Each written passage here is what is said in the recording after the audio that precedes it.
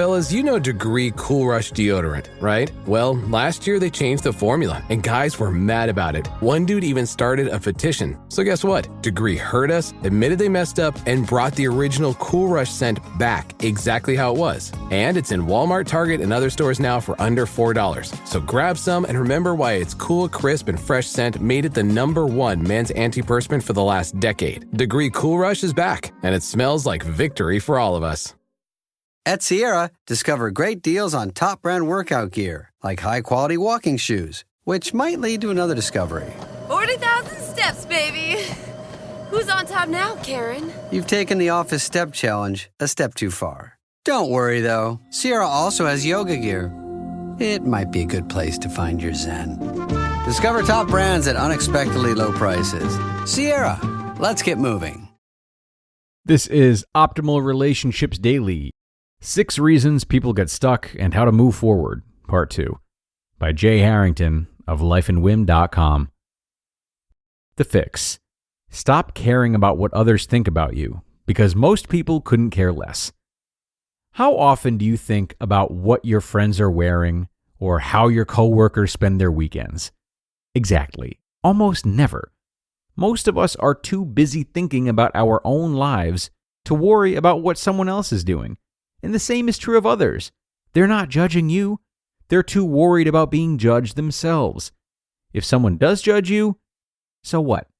You'll never please everyone. That's out of your control. What is in your control is how you react. You can either let it get you down, or you can ignore it and move forward. There's no way that everyone is going to like you. But depending on how you conduct yourself, you can earn everyone's respect. And that should be the objective. In other words, this is not a call to narcissism. It's a wake-up call to start living life on your own terms. Selflessness in service of those you love and who love you is an enduring virtue. But trying to please everyone is a dead end.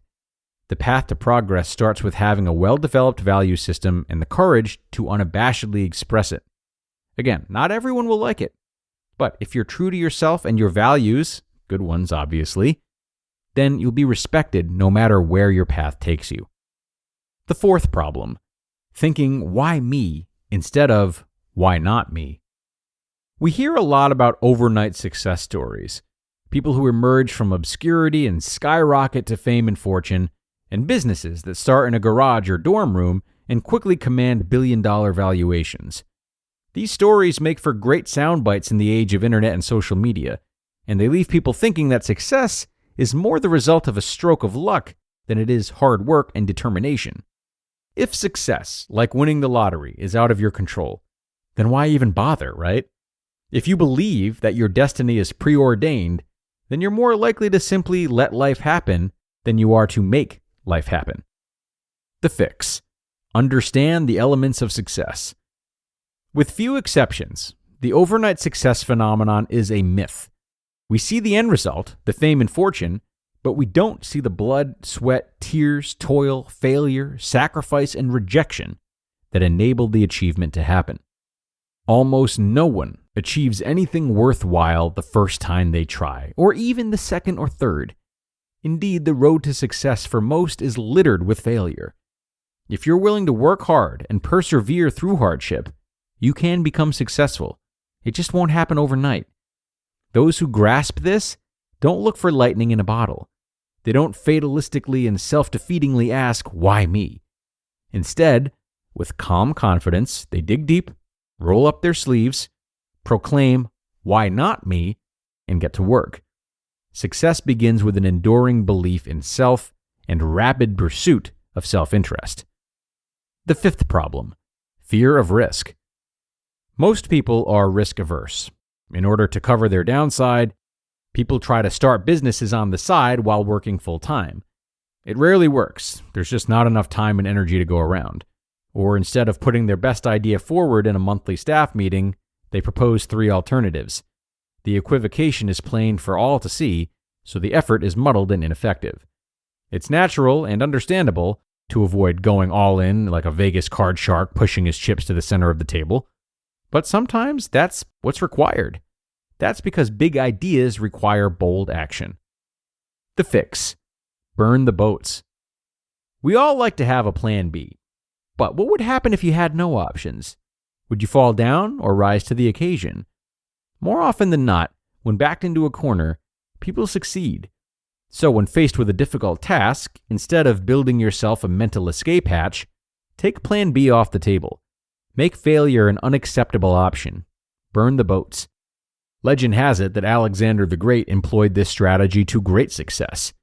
He led his heavily outnumbered Greek army into battle with Persia, and the prospects were bleak. By all accounts, given the troop strength, the Greeks should have been routed. Knowing this, Alexander the Great did something unexpected. He ordered that his boats be burned, eliminating retreat as an option. There was only one way for his men to go, forward, and they won a great victory. The same strategy was used by Spanish conquistador Hernán Cortés in the 16th century when his 600 men landed ashore in the New World and defeated the Aztec Empire. And it can be used by you too. Rather than playing it safe, go all in. After all, sometimes the best exit strategy is to have none at all. The sixth problem, choosing should. There's a great essay on Medium by L. Luna called The Crossroads of Should and Must. It explores the importance of decision-making and taking intentional, purposeful action in order to design the life you want, instead of allowing circumstances to dictate your path. She writes about the crossroads we all face in life, the crossroads of should and must. Should is how others want us to show up in the world, how we're supposed to think, what we ought to say, what we should or shouldn't do, in the vast array of expectations that others lay upon us. When we choose should, the journey is smooth, the risk is small. Choosing should is a close cousin of the third problem, living for others. Choosing should feels safe and secure, but it's a false sense of security. The security derives not from fulfillment or satisfaction, but from insulation, from the possibility of failure and disappointment. It's not irrational to fear taking the path less traveled. It is risky after all. It's just important to understand the trade-offs. By choosing should, you may experience contentment, but you will miss out on the wild ride that results from chasing dreams. The fix. Choose must. Rather than choosing should, choose must. Luna explains, quote, "Must is different. There aren't options and we don't have a choice. Must is who we are, what we believe, and what we do when we are alone with our truest, most authentic self. It's our instincts, our cravings and longings, the things and places and ideas we burn for, the intuition that swells up from somewhere deep inside of us. Must is what happens when we stop conforming to other people's ideals and start connecting to our own. Because when we choose must, we're no longer looking for inspiration out there. Instead, we're listening to our calling from within, from some luminous, mysterious place." End quote. I couldn't put it any better. Enough said. You just listened to part 2 of the post titled 6 Reasons People Get Stuck and How to Move Forward by Jay Harrington of lifeandwhim.com. This episode is brought to you by State Farm.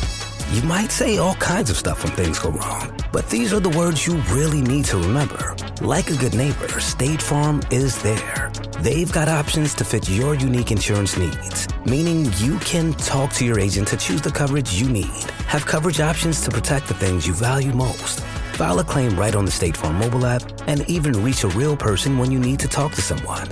Like a good neighbor, State Farm is there. Every day, thousands of Comcast engineers and technologists, like Kunle, put people at the heart of everything they create. In the average household, there are dozens of connected devices. Here in the Comcast family, we're building an integrated in-home Wi-Fi solution for millions of families like my own. It brings people together in meaningful ways. Kunle and his team are building a Wi-Fi experience that connects 1 billion devices every year. Learn more about how Comcast is redefining the future of connectivity at comcastcorporation.com/Wi-Fi. And many thanks to Jay for letting us share this post. Certainly a great one, start to finish. And I really appreciate him offering guidance on how to fix the situation should we get stuck in any of the ways that he's presented. He certainly left you with a good guide. So what I recommend, for the sake of relationships, is also considering how you can exemplify these fixes for people you know who have found themselves stuck, but may not read this article or don't believe in the fixes that Jay has laid out. For example, if you have a friend that you know needs to take a big risk, or rather they verbalize needing to take a risk but not being able to take the plunge, look for opportunities in your own life to take some risks in a way that encourages your friend, but is also in line with your values and doesn't put your own well-being in danger. Leading by example is such a powerful means of helping loved ones in need, and when we do so, even if it means tweaking our behavior from what we might have done otherwise, we often learn something about ourselves too. So even if you've mastered the contents of this article for yourself, see how you can now use it to help a loved one out. And if you do struggle with being stuck in one of the 6 ways Jay listed, then I hope this article has been just what you need. Okay, that will do it for today, everyone. Thank you kindly for dropping in and listening to both parts 1 and 2. Time for me to get out of here now, but I'll be back with you again tomorrow, back on the horse reading more great relationship content for you. Hope to see you there, where your optimal life awaits.